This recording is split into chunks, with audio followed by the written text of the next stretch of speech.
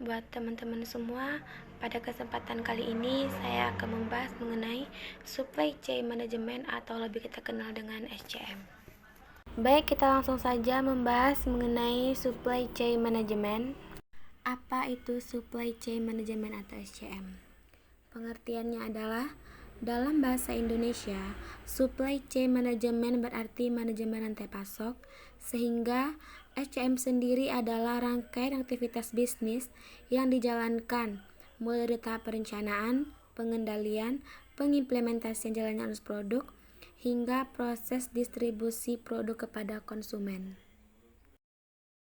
Dengan bantuan sistem informasi ini, diharapkan dapat membantu dalam mengoptimalkan sumber daya dan biaya yang dikeluarkan oleh perusahaan supaya lebih optimal dan efisien.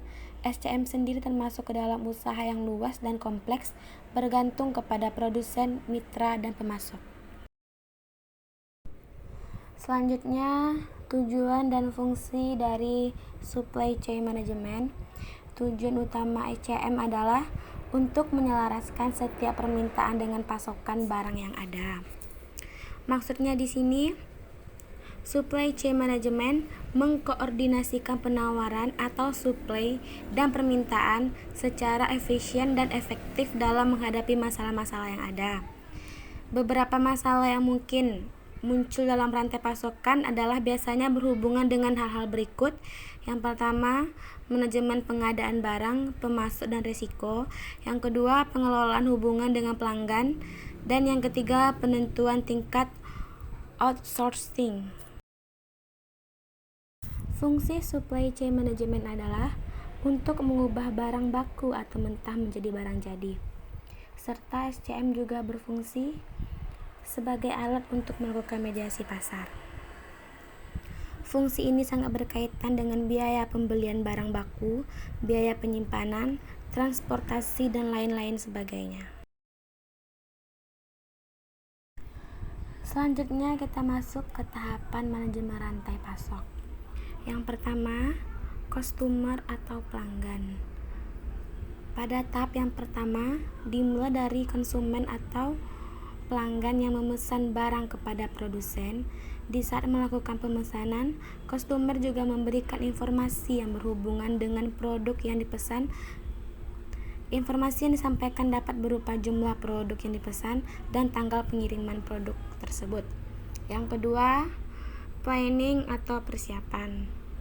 Setelah pesanan diterima oleh pihak produsen, selanjutnya akan masuk pada tahap perencanaan di mana setiap tim atau departemen yang terlibat dapat membuat strategi atau rencana produksi produk yang diminta klien. Selain itu, tim produksi juga bertanggung jawab dalam menyediakan bahan baku sesuai dengan kebutuhan yang diperlukan. Yang ketiga, purchasing atau transaksi.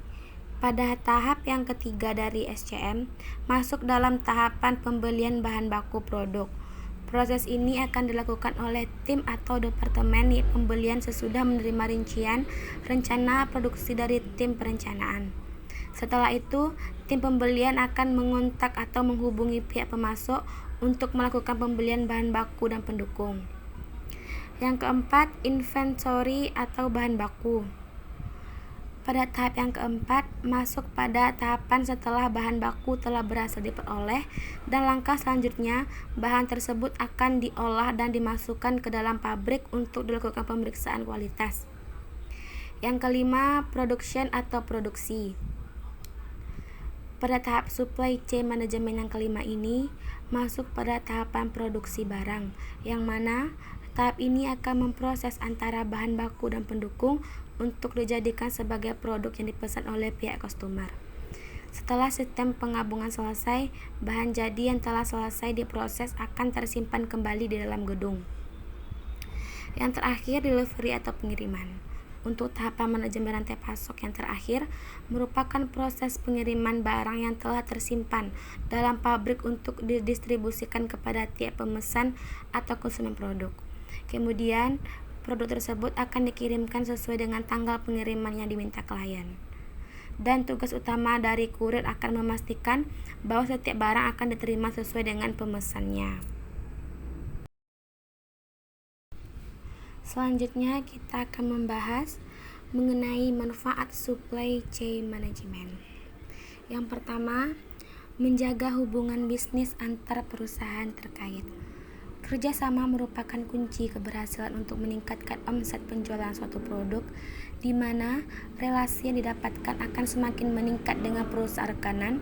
Oleh karena itu, Anda perlu untuk memastikan hubungan dengan mitra maupun perusahaan rekanan tetap berjalan dengan baik dan harmonis. Yang kedua, menjaga kepuasan dari customer. Menjaga dan meningkatkan kepuasan dari customer merupakan kunci dalam meningkatkan SCM itu sendiri. Dengan adanya manajemen yang baik, maka dapat meningkatkan kemungkinan untuk pelanggan dapat kembali memesan produk yang Anda tawarkan. Yang ketiga, mencapai efisiensi biaya pada seluruh tahapan. Dengan menggunakan supply chain management, perusahaan Anda dapat menghemat biaya pengeluaran seminimal mungkin, sehingga untuk keperluan pengeluaran dapat dialokasikan untuk kebutuhan yang dianggap lebih penting. Yang keempat, atau yang terakhir, memenangkan persaingan pasar. Dengan penerapan sistem informasi yang tepat, maka dapat mendukung kualitas dan produksi perusahaan menjadi lebih baik lagi. Hal tersebut dapat dikerjakan jika rantai pasokan menyediakan kebutuhan produk yang murah, bervariasi, dan berkualitas.